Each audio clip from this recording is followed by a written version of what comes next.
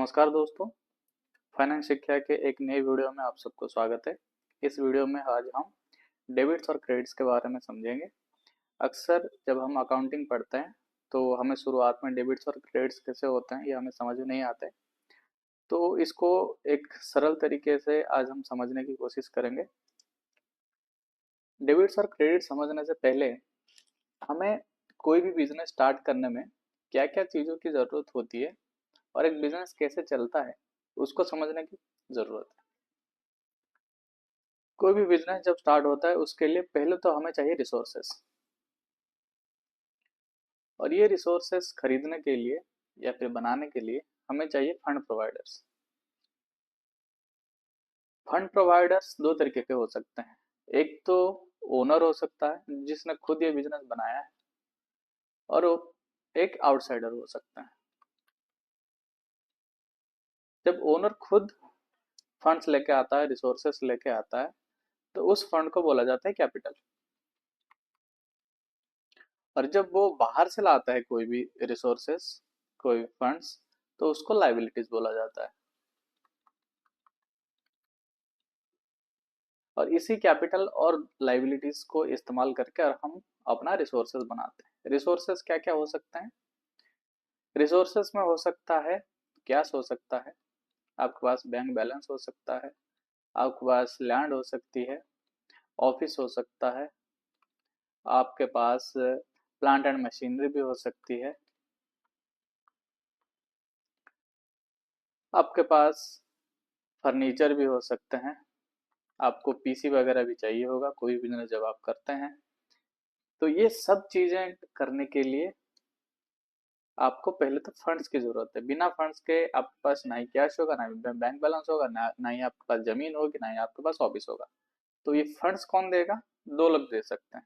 या तो आप अपने से लेके आओ, या तो फिर आप दूसरों से लोन लो, बैंक से लोन लो।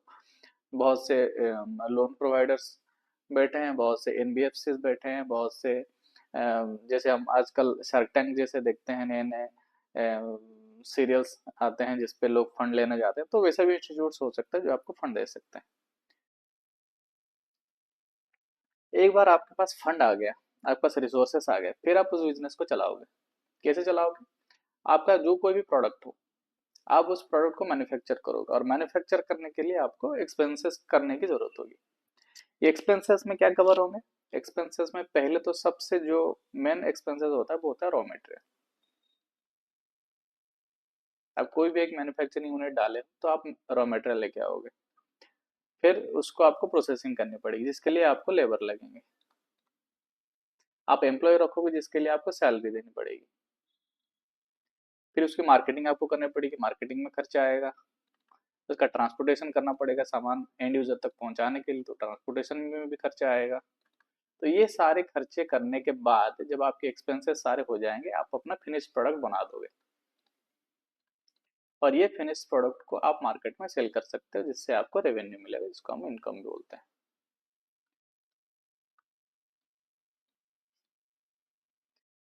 और यहाँ से जो प्रॉफिट आएगी, आप जितने का सेल करोगे उसमें से ये सारे एक्सपेंसेस हटाओगे, जो बच जाएगा वो रहेगा प्रॉफिट।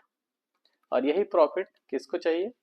ये जो फंड प्रोवाइडर्स हैं इनको प्रॉफिट चाहिए, क्योंकि इन्होंने फंड बिजनेस पे इसलिए लगाया था ताकि यहाँ से प्रॉफिट ले सकें। जो ओनर है वो प्रॉफिट लेके जाएगा, जो आउटसाइडर है वो यहाँ से इंटरेस्ट लेके जाएगा। जिसने लोन दिया है वो आपके बिजनेस से इंटरेस्ट लेगा, तो अगर वो इंटरेस्ट ले रहा है तो इंटरेस्ट भी आपके खर्चे में ही आएंगे।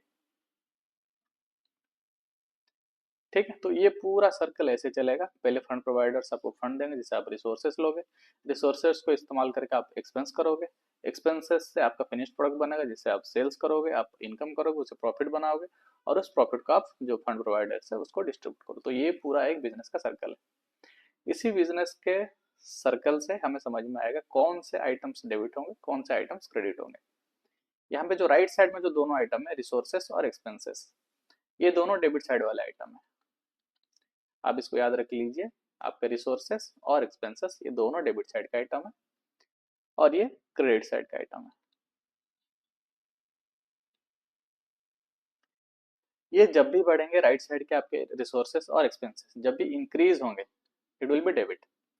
और ये लेफ्ट साइड के जो कैपिटल हो गया, लाइबिलिटीज हो गया, इनकम हो गया, ये सब जब भी बढ़ेंगे इनको ये क्रेडिट होगा। इसी से हमारा गोल्डन रूल ऑफ अकाउंटिंग बना है। इसी चीज को इस्तेमाल करके गोल्डन रूल ऑफ अकाउंटिंग, जिसको हम समझ लेते हैं यहाँ पे। गोल्डन रूल ऑफ अकाउंटिंग बोलते हैं personal account debit the receiver credit the giver. Personal account में क्या क्या आएंगे, आपके जो कैपिटल है वो भी पर्सनल अकाउंट में आएगा, लाइबिलिटीज भी पर्सनल अकाउंट में आएंगी।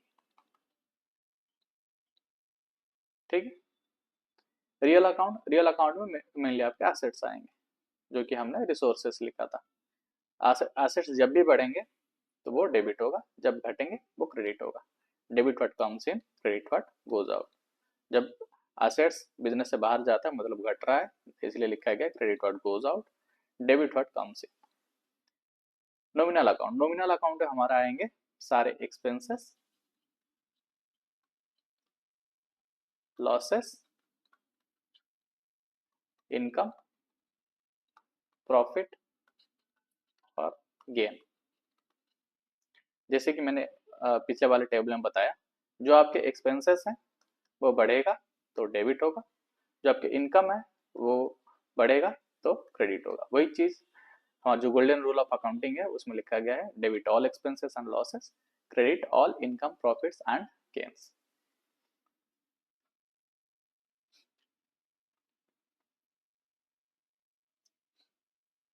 हमने ये तो समझ लिया कि क्या क्या चीजें इसमें डेबिट होंगे, क्या क्या चीजें इसमें क्रेडिट होंगे। अब देखते हैं कि ये चीजें कहाँ पे रिफ्लेक्ट होगी। जो हमारे फाइनेंशियल स्टेटमेंट्स होते हैं उसमें कहाँ ये सब चीजें रिफ्लेक्ट होंगी। अगर आप ये दोनों पहले रो के जो दोनों चीजें हैं, फंड प्रोवाइडर्स जिसमें कैपिटल आता है और लाइबिलिटी आता है, जिसको हम इक्विटी और लाइबिलिटी भी लिख सकते हैं। कैपिटल को इक्विटी तब बोला जाता है जब वो एक जॉइंट स्टॉक कंपनी हो, क्योंकि कंपनी में कैपिटल जो हम लेते हैं वो इक्विटी शेयर्स इशू करके लेते हैं, इसके लिए उसको इक्विटी भी बोला जाता है। अगर आप प्रोप्राइटरशिप फार्म है आपका, पार्टनरशिप फार्म, तो उसमें कैपिटल लिखा जाता है। कैपिटल प्लस लाइबिलिटी या फिर इक्विटी प्लस लाइबिलिटी, ये दोनों को मिला के हमारे पास रिसोर्सेस आते हैं जिसको हम एसेट्स बोलते हैं। ये दोनों चीजें आपके बैलेंस शीट में आएंगे। इनकम और एक्सपेंसेस, इन दोनों का डिफरेंस होता है प्रॉफिट। ये दोनों चीजें आपके प्रॉफिट एंड लॉस अकाउंट में आएगा। अगर आपका इनकम ज्यादा है, एक्सपेंस कम है, तो उसमें प्रॉफिट आएगा। अगर आपका एक्सपेंस ज्यादा है, इनकम कम है, तो उसमें लॉस आएगा। ये दोनों चीजें हमको कहाँ से पता चलेगा, ये प्रॉफिट एंड लॉस अकाउंट में पता चलेगा। तो बैलेंस शीट के जो आइटम है, वो जब भी आप बिजनेस स्टार्ट करोगे पहले आपको बैलेंस शीट बनानी है। आपका बैलेंस शीट बन गया, एक बार आपके पास कैपिटल आ गई, आपके पास रिसोर्सेस आ गए, तब आपका प्रॉफिट एंड लॉस स्टार्ट होगा। आप अपना बिजनेस करोगे, उसमें एक्सपेंसेस करोगे, इनकम करोगे और प्रॉफिट होगा, उसको आप अपने घर लेके जा सकते हो। ठीक है, तो ये हो गया बैलेंस शीट आइटम्स, ये हो गया प्रॉफिट एंड लॉस के आइटम्स। ये जो इक्वेशन यहाँ पे लिखा गया है, assets is equal to liabilities plus share holders equity, इसको हम कहते हैं बैलेंस शीट इक्वेशन।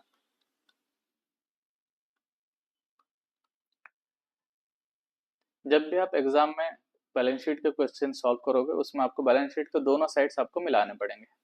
अगर ये एक बैलेंस शीट है तो लेफ्ट साइड वाला हो गया लायबिलिटीज, ये साइड होता है एसेट्स।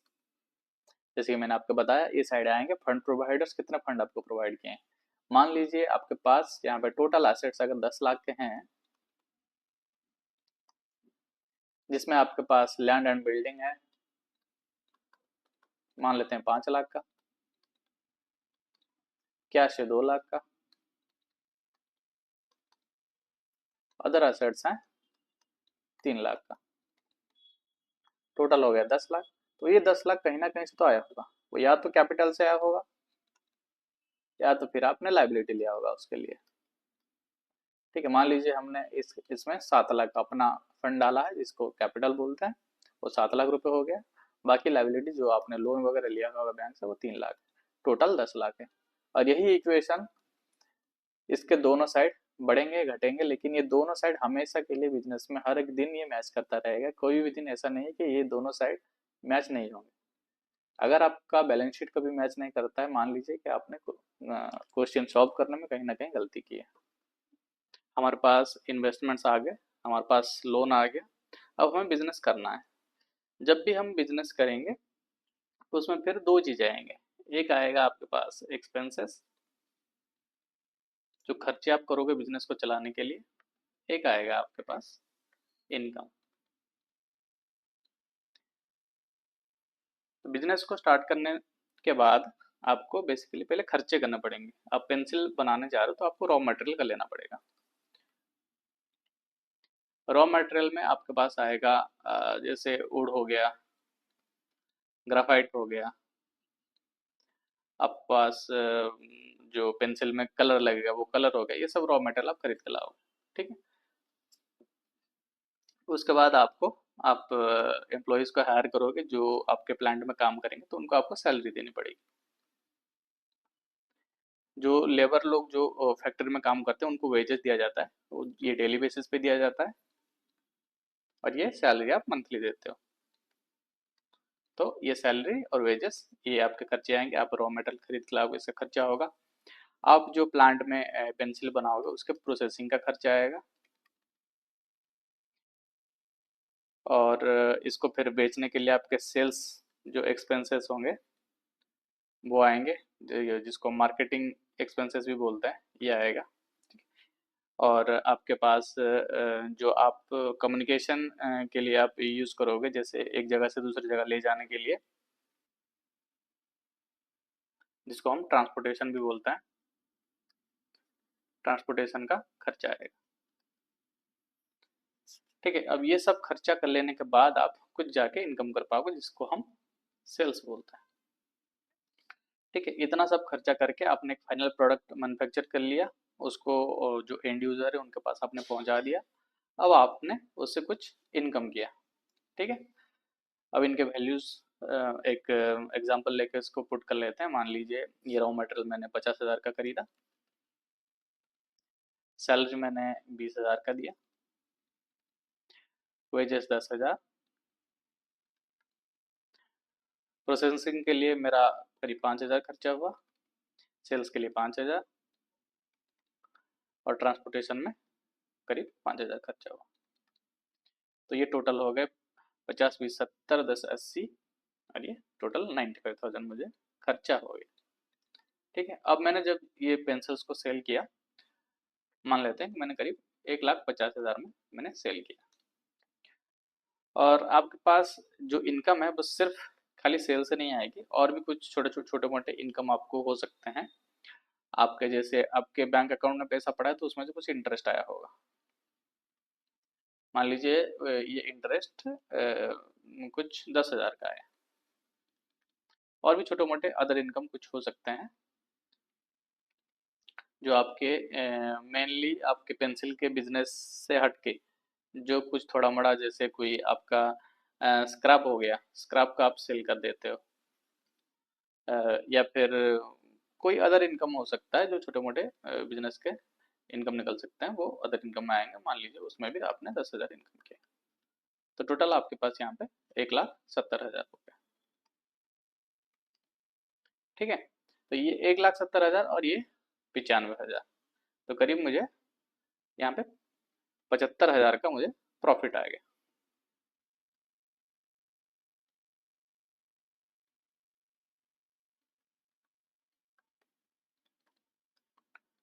ठीक है। एक हमने पहले तो बैलेंस शीट बना ली, हमारे पास इन्वेस्टमेंट्स आ गए, हमारे पास लोन्स और कैपिटल आ गया। अब हमारे पास ये एक्सपेंसेस और इनकम आ गए।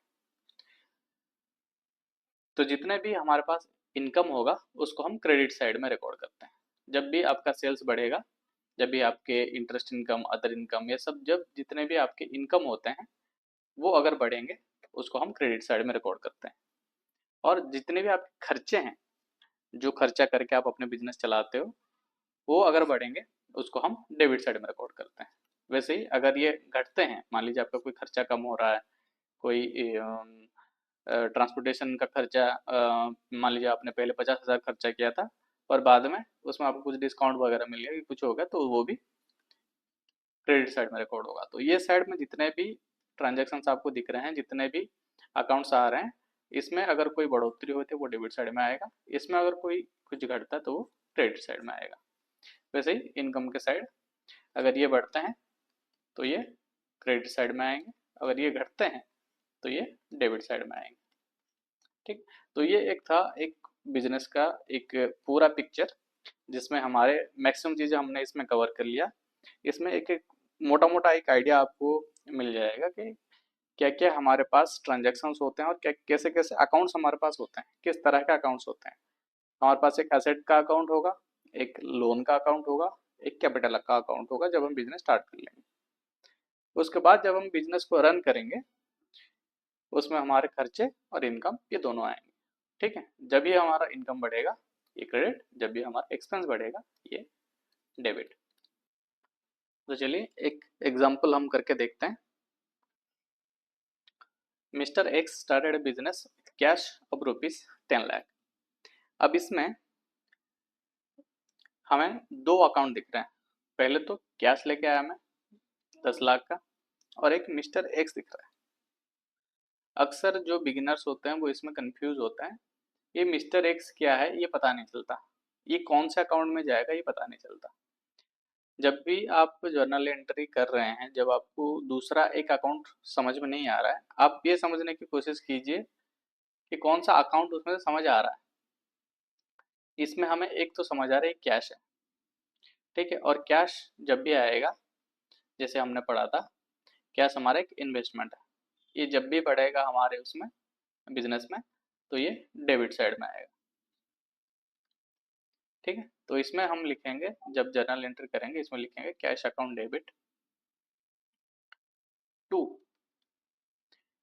कैश आया, कहाँ से आया, ये मिस्टर एक्स ने बिजनेस स्टार्ट किया, ये अपने पॉकेट से उसने दिया, तो टू कैपिटल अकाउंट आएगा। इसमें आप एक बैलेंस शीट अपने दिमाग में रखिए, बिजनेस उसने स्टार्ट करा, जैसे कि मैंने पहले एग्जांपल में दिखाया था, कैश हमारे पास आ गया 10 लाख का, बिजनेस स्टार्ट हुआ इससे, और ये कहाँ से आया, उसने अपने पॉकेट से लाया, तो ये कैपिटल है, तो दूसरा वाला अकाउंट है कैपिटल है। ये मिस्टर एक्स का है, लेकिन इस अकाउंट को कैपिटल अकाउंट बोला जाएगा, मिस्टर एक्स अकाउंट नहीं बोला जाएगा। ठीक है, उसके बाद उसने जो 10 लाख लाया था उसमें से 2 लाख का बैंक में डिपॉजिट कर लिया। ठीक है, इसमें एक अकाउंट हमें समझ में आ रहा है बैंक अकाउंट, दूसरा क्या है, दूसरा है कैश अकाउंट। यही जो कैश वो लेके आया, उसी को उसने एक करेंट अकाउंट खुलवाने के लिए बैंक अकाउंट में उसने डिपॉजिट कर दिया। तो इसमें एक तो हमें समझ आ गया कि जो कैश उसके पास था वो घट गया, ये जो 10 लाख वो लेके आया था इसमें से थोड़ा घट गया। कितना घट गया, 2 लाख घट गया, बचा कितना, 8 लाख। अब कैश घटा तो ये क्रेडिट साइड में आएगा। तो जर्नल एंट्री जब लिखा जाता है, जर्नल एंट्री का ये ऐसा फॉर्मेट होता है, जब आप डेबिट लिखते हो तो ऐसे लिखते हो, कोई भी अकाउंट डेबिट हो तो जैसे कैश अकाउंट डेबिट हुआ है यहाँ पे, cash account debit to capital account, यहाँ पे क्रेडिट नहीं लिखा जाता, जब भी आप टू यूज करते हो उस अकाउंट को माना जाता है कि वो क्रेडिट हुआ। ठीक है, तो ये जो हमारा दूसरा ट्रांजेक्शन है, ये दूसरा ट्रांजेक्शन है, इसमें 2 लाख का कैश गया है हमारे हाथ से। ठीक है, तो टू कैश हम लिखेंगे 2 लाख। ठीक है, अब बढ़ा क्या हमारे पास, हमारे पास बैंक अकाउंट एक हमने खोल दिया, तो जब भी आपका पैसा बैंक अकाउंट में डिपॉजिट होता है तो उसको बैंक अकाउंट लिखा जाता है, बैंक अकाउंट डेबिट, ये हो गया मेरा बैंक।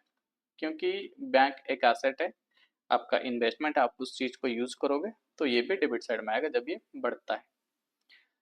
मैंने डिपॉजिट करके अपने बैंक अकाउंट में 2 लाख रख दिया, तो ये डेबिट साइड में आएगा। ठीक, उसके बाद प्लांट एंड मशीनरी खरीदा गया 20 लाख का, और कैसे खरीदा गया, विथ एन इंटरेस्ट ऑफ 10% पर आना। अब इसमें हमको दिख रहा है कि एक तो मशीनरी हमारे पास आ गई, मशीनरी हमारा एसेट है, तो यहाँ पे मशीन आ गया,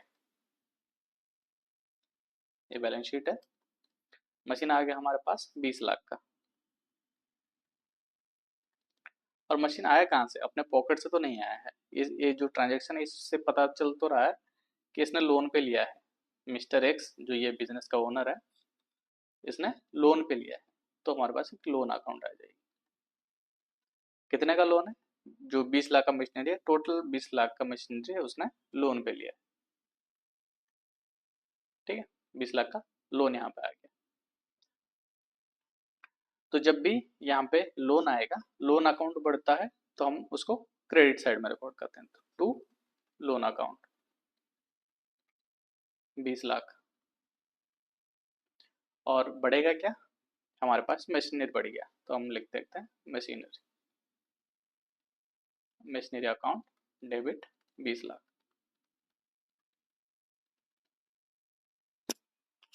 अब दूसरे ट्रांजैक्शन पे चलते हैं। हमने कुछ इन्वेंट्री परचेज किया। अब ये हो गया हमारा एक दूसरा ट्रांजैक्शन, जिसमें हमारे पास एक और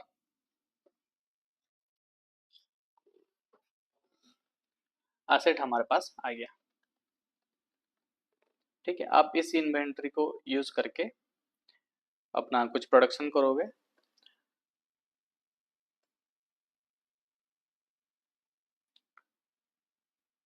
और ये इन्वेंट्री जो आया, हमने परचेज किया किससे, अपने जो कैश का बैलेंस था उससे परचेज किया। जब भी कोई भी ट्रांजैक्शन में आपको परचेज लिखा गया है और उसके करस्पॉन्डिंग कुछ लिखा नहीं गया है, मतलब वो परचेज किया किससे, परचेज किया कैसे, क्या परचेज, मतलब कौन से रेट पे परचेज किया, या फिर कितना इंटरेस्ट उस पर देना पड़ रहा है, कितना लोन उसके लिए लिया, ऐसा कुछ आपको उसमें समझ में नहीं आया या फिर क्वेश्चन में उसमें दिया ना गया हो, तो उसमें मान लीजिए कि वो कैश से परचेज किया गया है, कैश या फिर बैंक। नॉर्मली आजकल कैश का ट्रांजैक्शन इतना चलता नहीं है, क्योंकि हमें बैंक अकाउंट खोलना मैंडेटरी हो गया, हम सारे ट्रांजैक्शंस में कैश यूज़ नहीं कर सकते हैं, इसलिए हमें ये बैंक भी यूज़ करना पड़ता है। ठीक है, तो हमें ये जो ट्रांजैक्शन इसमें पता चल रहा है कि हमारे पास इन्वेंट्री आ गई। जो रॉ मटेरियल जो हम खरीदते हैं उसको इन्वेंट्री भी बोला जाता है। इन्वेंट्री हमारे पास आया, ये हमारे लिए एसेट है, ये बढ़ेगा तो हम डेबिट साइड में उसको रिकॉर्ड करेंगे इन्वेंट्री को। करस्पॉन्डिंग जो हम हमारे बिजनेस से गया है वो है कैश। तो कैश ये जब भी घटेगा हम क्रेडिट साइड में उसको रिकॉर्ड करेंगे। तो चलिए इस ट्रांजेक्शन को लिखते हैं। ये हो गया हमारा पहला एंट्री, ये हो गया दूसरा एंट्री, ये तीसरा, और हमारा ये चौथा एंट्री। हमने परचेज किया है क्या, inventory account debit 50,000 to cash account 50,000। ठीक है, अभी तक हम जितने भी ट्रांजेक्शन्स देख रहे थे उसमें सिर्फ बैलेंस शीट के ही ट्रांजेक्शन्स इन्वॉल्व थे। अभी जो ट्रांजेक्शन्स हम यहाँ पे देख रहे हैं, ये पांचवा जो ट्रांजेक्शन है, इसमें एक प्रॉफिट एंड लॉस का अकाउंट आ गया जो कि बैलेंस शीट में नहीं जाता है। ये कैसे पता चलेगा हमको कि ये बैलेंस शीट का आइटम है कि प्रॉफिट एंड लॉस का आइटम है। ये सिंपल फंडा आप हमेशा याद कर लीजिए कि जो भी आपके पास एक्सपेंडिचर होगा आपके बिजनेस को चलाने के लिए, और वो एक्सपेंडिचर का बेनिफिट आप उसी ईयर में ही आप ले पाओगे। लेस देन ए ईयर होगा, उसको हम रेवेन्यू एक्सपेंडिचर बोलते हैं। ठीक है, अगर कोई खर्चा हम कर रहे हैं जिसमें जिससे हमारा इन्वेस्टमेंट बढ़ रहा है, जिससे हमारे इनकम करने की कैपेसिटी बढ़ रही है, तो उसको कैपिटलाइज कर दिया जाता है, जिसको हम फिर एसेट बोलते हैं। खर्चा सेम ही होता है, जैसे मैंने यहाँ पे एक मशीनरी खरीदा, ये मशीनरी को यूज़ करके मैं मोर देन 1 ईयर, 10 साल 15 साल 20 साल भी वो मशीनरी को यूज़ करके अपने बिजनेस में इनकम कर सकता हूँ। लेकिन जब मैं लेबर को पेमेंट करता हूँ, लेबर का ये जो पेमेंट है वो एक दिन के लिए हो सकता है या एक महीने के लिए हो सकता है। मैं एक बार पेमेंट करके लेबर को 1 साल से ऊपर का उससे फ़ायदा नहीं ले सकता। तो ये जो ट्रांजैक्शन यहाँ पे आ गया, पेड ₹20,000 टू लेबरर्स, तो ये जहाँ पे ऐसी सैलरी और वेजेस की बात आ जाएगी, ये विद इन ए ईयर का काम है, तो इसको हम फिर प्रॉफिट एंड लॉस में लेके जाते हैं। ठीक है, एक ट्रांजैक्शन हमको बैलेंस शीट का आइटम दिख रहा है, हमने 20,000 का कैश दिया है या तो फिर बैंक अकाउंट से पेमेंट किया होगा, और दूसरा हमने लेबर को वेजेस दिया है। ठीक है, तो ये जो ट्रांजैक्शन आ गया, एक आइटम आपका प्रॉफिट एंड लॉस का है जो कि हम वेजेस कहेंगे इसको, और दूसरा आइटम आपका बैलेंस शीट का है जो कैश है, ये कैश को हम बटाएंगे यहाँ से। ठीक है, तो ये एंट्री को हम कैसे लिखेंगे, ये एंट्री को लिखा जाएगा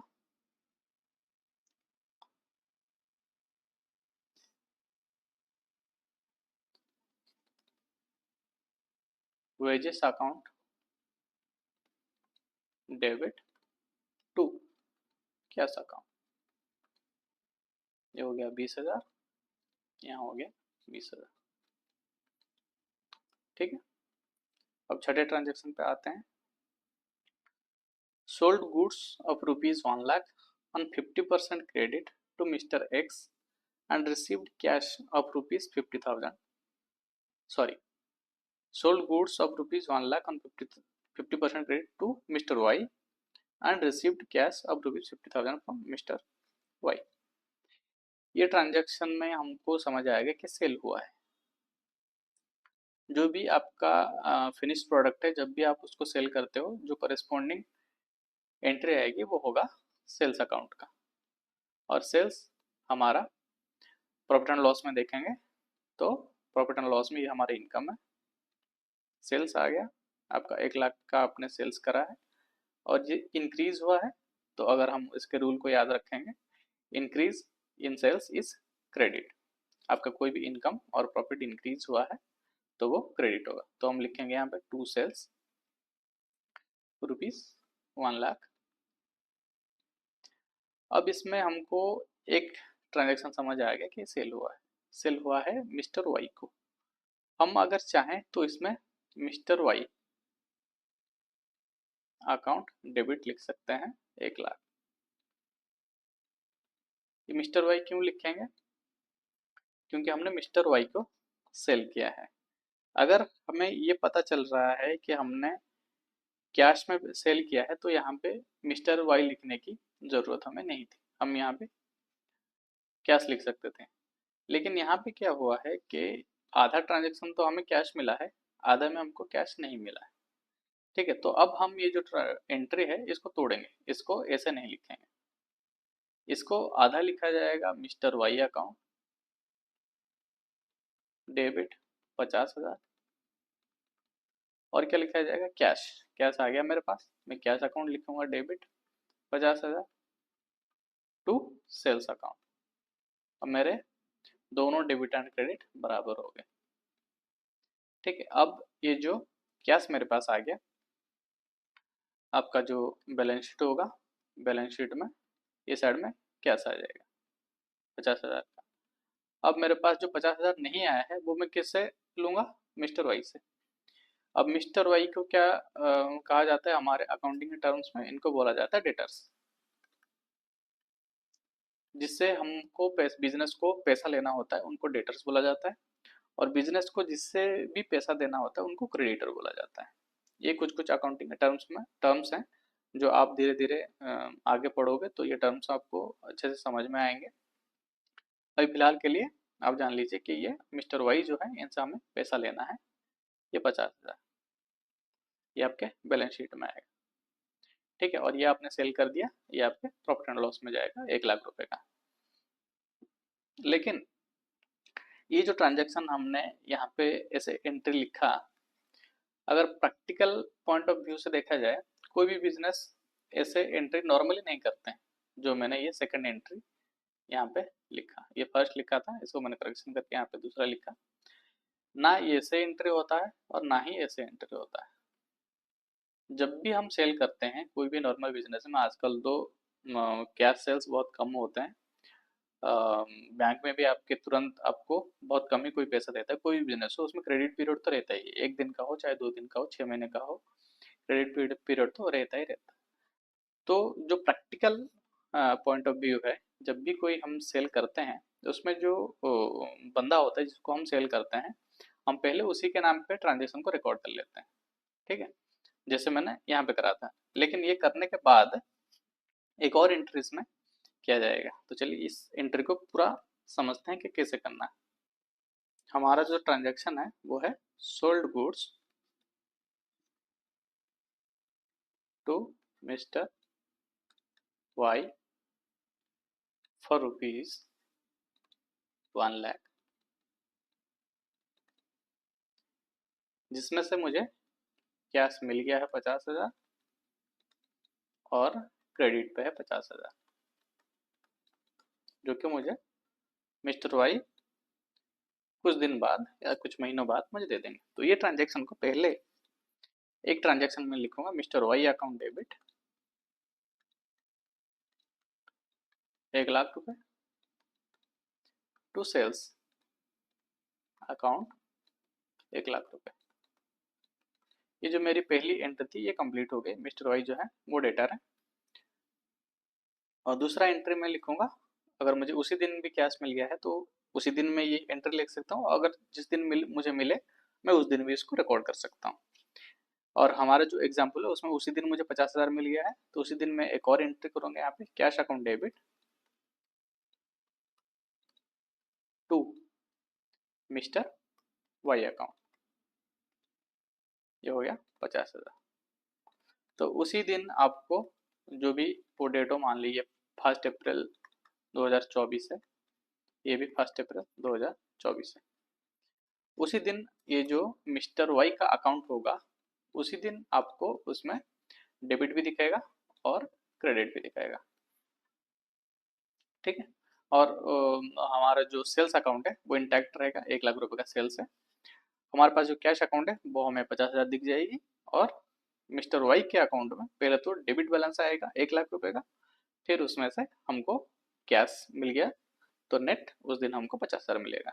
ये है प्रैक्टिकल पॉइंट ऑफ व्यू। जो भी हमारे अकाउंटेंट्स जो भी हमारे सॉफ्टवेयर में एंट्री करते हैं, जो भी बिजनेसेस हमारे रहते हैं उसमें ऐसे एंट्री किया जाता है। अगर आपको प्रैक्टिकल पॉइंट ऑफ व्यू से कोई एंट्री देखना है, ऐसे 2 एंट्री हम लोग करते हैं। अगर आप एकेडमिक पॉइंट ऑफ व्यू से देखें तो उसमें इसको एक एंट्री से लिख दिया जाता है, इन दोनों को मिला के एक एंट्री हम लोग लिखते हैं, जो कि ऐसे लिखा जाएगा, कैश अकाउंट डेबिट, क्योंकि आपको कैश मिल गया 50,000, फिर आप लिखोगे Mister Y account debit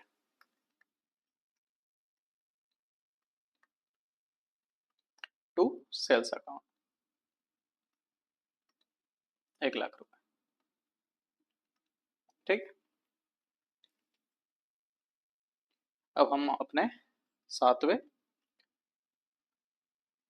entry पे चलते हैं, जो है received cheque of ₹20,000 as an advance for supply of goods from Mister Z.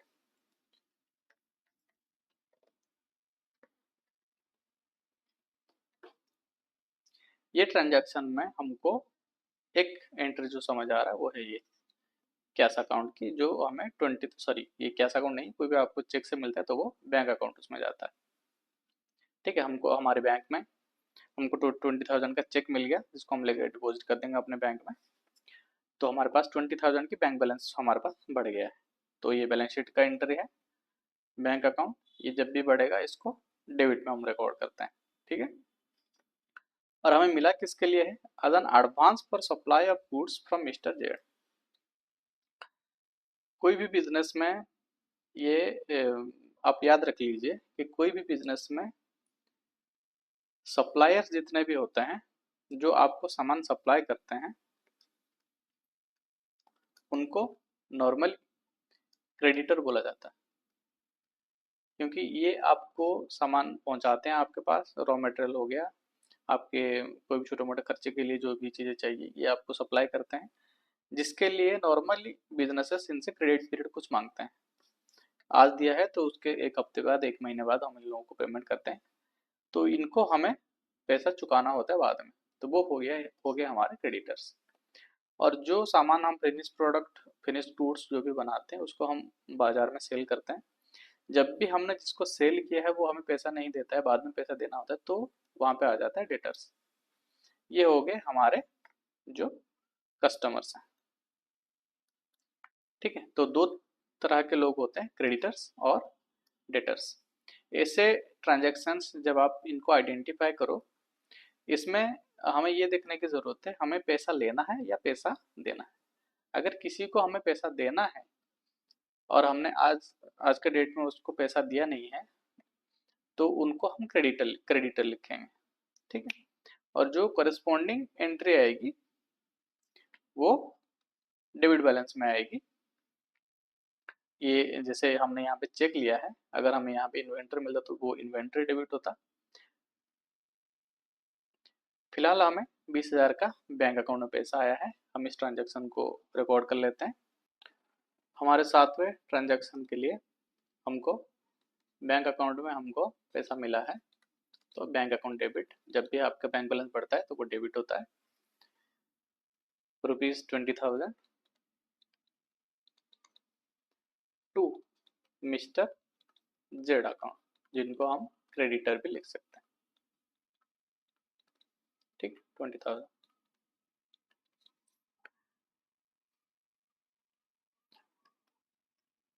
अब आते हैं हमारे 8वें और 9वें नंबर के एंट्रीज पे। ये दोनों ही एंट्री सिमिलर एंट्रीज हैं। सैलरी ये हमारा एक्सपेंस है, इंटरेस्ट ऑन लोन ये भी हमारा एक्सपेंसेस है। ये सैलरी जो दे रहे हैं ये हम खर्चा करते हैं। जो मैंने प्रॉफिट एंड लॉस अकाउंट दिखाया था उसमें मैंने आपको सैलरी भी दिखाया था, वेजेस दिखाया था। तो जब भी आपका सैलरी बढ़ेगा, जब भी आपको सैलरी पे करना पड़ेगा, ये डेबिट बैलेंस में आएगा। और ये जो इंटरेस्ट है ये भी डेबिट बैलेंस में ही आएंगे। अब ये जो दोनों ट्रांजेक्शन है इसमें एक तो पता चल गया हमें सैलरी है, दूसरा पता चल गया इंटरेस्ट है। और ये हमने दिया कैसे है, ये हमने कैश में या तो बैंक अकाउंट से दिया होगा। ठीक है, तो हमारा कोरस्पॉन्डिंग जो एंट्री होगा इनका वो हो गया एक तो हमारा बैंक अकाउंट है, दूसरा भी बैंक अकाउंट है। ठीक है, अब ये जो इंटरेस्ट ऑन लोन अगर एग्जाम में आता है, ऐसे इंटरेस्ट लोन लिख दिया जाएगा, आपको पता नहीं होगा कि कितना इंटरेस्ट है। इसमें आपको फिर कैलकुलेट करना पड़ेगा कि आपने कौन कौन से जगह क्या क्या लोन में लिया है। हम यहाँ से 1 से 9 नंबर के एंट्रीज तक देख लेंगे तो हमें एक यहाँ पे दिख रहा है कि 10% इंटरेस्ट पे मैंने प्लांट एंड मशीनरी लिया है। ठीक है, अगर 20 लाख का प्लांट एंड मशीनरी है, मुझे 10% का इंटरेस्ट देना तो वो करीब हो जाता है 2 लाख रुपए। तो जब भी आपको ऐसा एंट्री दिखे, इसमें आपको कैलकुलेशन करना पड़ेगा कि क्या मैंने कितना खर्चा किया है, तो वो आपको ऐसे मिलेगा। ठीक है, तो हम अपना जो 8वां और 9वां एंट्री है वो भी रिकॉर्ड कर लेते हैं।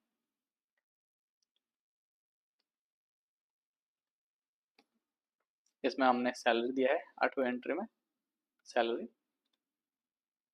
और 9वें एंट्री में हमने इंटरेस्ट पे किया है। ये दोनों ही हमारे लिए एक्सपेंसेस हैं जिसको हम अपने बैंक अकाउंट से दिए हैं। ये भी बैंक अकाउंट से हमने दिया है। जब भी आपका बैंक अकाउंट डिक्रीज होता है तो उसको क्रेडिट होता है, तो हम यहाँ पे 2 लिखेंगे, इसमें भी 2 लिखेंगे। यहाँ पे हमने 2 लाख दिया है इंटरेस्ट में, यहाँ पे हमने सैलरी करीब 20,000 दिया है।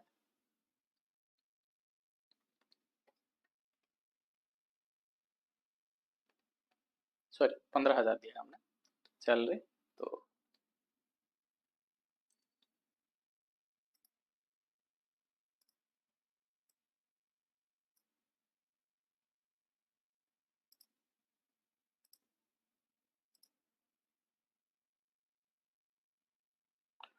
सैलरी हमने 15,000 का दिया है, तो हमारे बैंक अकाउंट से 15,000 चला गया और सैलरी हमारा एक्सपेंस ये 15,000 हमने इसे रिकॉर्ड कर लिया। अब ये जो पूरा ट्रांजैक्शन बन गया, इसका आप ये जर्नल एंट्री आपके पास आ गई, इससे आप लेजर बना सकते हो, ट्रायल बैलेंस बना सकते हो, प्रॉफिट एंड लॉस और बैलेंस शीट, सब चीज़ें बना के आप एक बार अपना प्रैक्टिस कर सकते हो कैसे ये सब एंट्रीज को किया जाता है। ये जितने भी अकाउंट्स मैंने दिखाए ये सब हमारे बेसिक्स हैं। कोई भी बिजनेस जब स्टार्ट होता है और जो डेली ऑपरेशंस होते हैं, यही सब अकाउंट्स इसमें बार बार रिपीट होता है। कोई भी आपके एग्जाम में जो क्वेश्चंस आएंगे वो इसी से मेनली ज़्यादातर क्वेश्चन आएंगे। तो ये जितने भी ट्रांजेक्शन है इसको एक बार समझ गए तो मैक्सिमम एंट्रीज ऐसे ही होता है। बस जो एडजस्टमेंट एंट्रीज होते हैं उस पर थोड़ा आपको ध्यान देने की ज़रूरत है।